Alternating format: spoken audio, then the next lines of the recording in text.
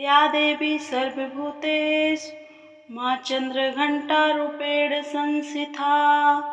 नमस्तस्यै नमस्तस्यै नमस्तस्यै नमो नमः। बोलिए प्रेम से सभी माता चंद्रघंटा की जय। नमस्कार साथियों, आपका मेरे चैनल श्रेष्ठ धर्मगंगा में स्वागत है। तृतीयम चंद्रघंटेति अर्थात माँ दुर्गा का तीसरा स्वरूप माँ चंद्रघंटा का है। माता चंद्रघंटा के मस्तक पर घंटे के आकार का अर्धचंद्र सुशोभित होता है, अतः उन्हें चंद्रघंटा देवी के रूप में जाना जाता है।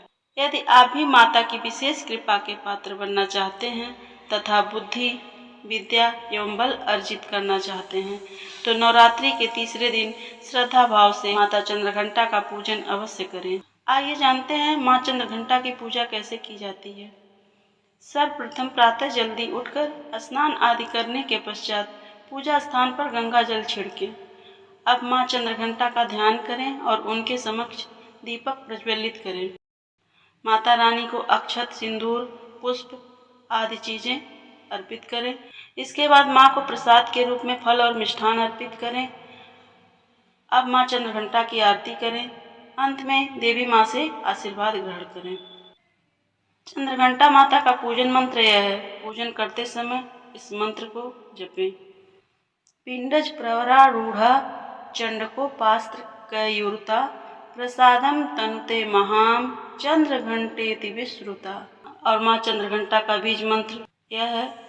या देवी सर्वभूतेषु माँ चंद्रघंटा रूपेण संस्थिता।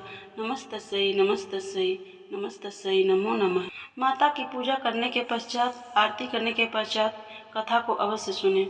तो आइए हम आपको कथा सुनाते हैं। प्राचीन काल में देवताओं और असुरों के बीच लंबे समय तक युद्ध चला। असुरों का स्वामी महिषासुर था और देवताओं के स्वामी भगवान इंद्र थे। महिषासुर ने देवता लोक पर विजय प्राप्त कर इंद्र का सिंहासन हासिल कर लिया और स्वर्ग लोक पर राज करने लगा। इसे देखकर सभी देवी देवता चिंतित हो उठे और त्रिदेवों के पास जा पहुंचे। देवताओं ने बताया कि महिषासुर ने इंद्र, सूर्य, चंद्र और वायु समेत अन्य देवी देवताओं के सभी अधिकार छीन लिए हैं। सभी देवतागण पृथ्वी लोक पर विचरण कर रहे हैं। देवताओं की बातों को सुनकर ब्रह्मा, विष्णु और भगवान भोलेनाथ अत्यंत क्रोधित हो गए। क्रोध के कारण तीनों देवों के मुख से ऊर्जा उत्पन्न हुई और देवगणों के शरीर से निकली ऊर्जा भी उस ऊर्जा में जाकर मिल गई। दसों दिशाओं में व्याप्त होने के बाद इस ऊर्जा से माँ भगवती का अवतरण हुआ। शंकर भगवान ने देवी को अपना त्रिशूल भेंट किया। भगवान विष्णु ने भी उनको चक्र प्रदान किया। इसी तरह सभी देवता ने माता को अस्त्र शस्त्र देकर सजा दिया।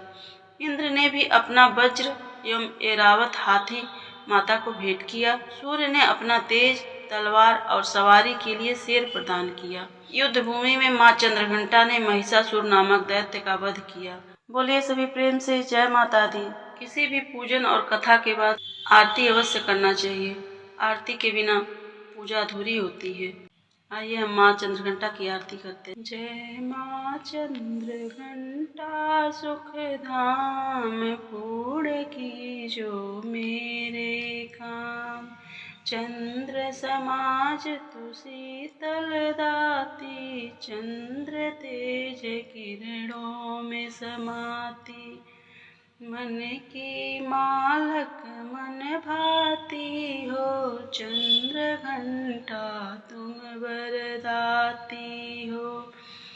सुंदर भाव को लाने वाली हर संकट में बचाने वाली।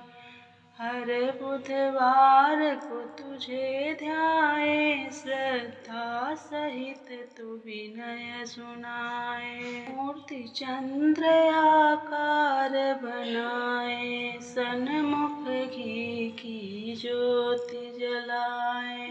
शीश झुका कहे मन की बाता पूर्ण आस करो जगत दाता।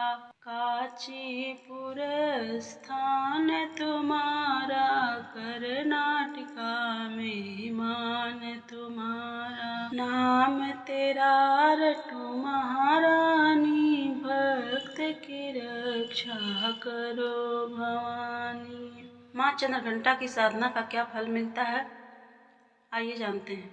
माँ चंद्रघंटा की कृपा से साधकों के सारे पाप और बाधाएं नष्ट हो जाती हैं और इनकी आराधना भक्तों और साधकों के लिए फलदायी होती है। माँ भक्तों के लिए कष्ट का निवारण शीघ्र ही करती हैं। इनकी उपासना से भक्त पराक्रमी और निर्भय हो जाता है। माँ चंद्रघंटा के घंटे की ध्वनि हमेशा अपने भक्तों की रक्षा भूत प्रेतों से करती है। खासकर देवी उपासकों के लिए यह उपासना बहुत महत्वपूर्ण है। माना जाता है कि जब साधक माँ चंद्रघंटा की उपासना करते हैं तब साधक मणिपुर चक्र में साधना के प्रभाव से प्रवेश करता है। उन्हीं प्रभाव के कारण साधक को चंद्रघंटा की उपासना में ध्वनियाँ सुनाई देती हैं, अद्भुत वस्तुओं के दर्शन होते हैं। माँ चंद्रघंटा की उपासना से साधक वीर निर्भय बनता है, साधना में परम पद को प्राप्त करता है। अगर कोई मनुष्य बहुत क्रोध करता हो तो माँ चंद्रघंटा की उपासना से क्रोध मुक्त हो जाता है। भक्तगणों सभी बोलिए प्रेम से मैया चंद्रघंटा की जय, दुर्गा माँ रानी की जय। साथियों, अगर आपको मेरी यह कथा अच्छी लगी हो तो मेरे चैनल को सब्सक्राइब करें, लाइक करें और कमेंट में जय माँ चंद्रघंटा अवश्य लिखें। धन्यवाद।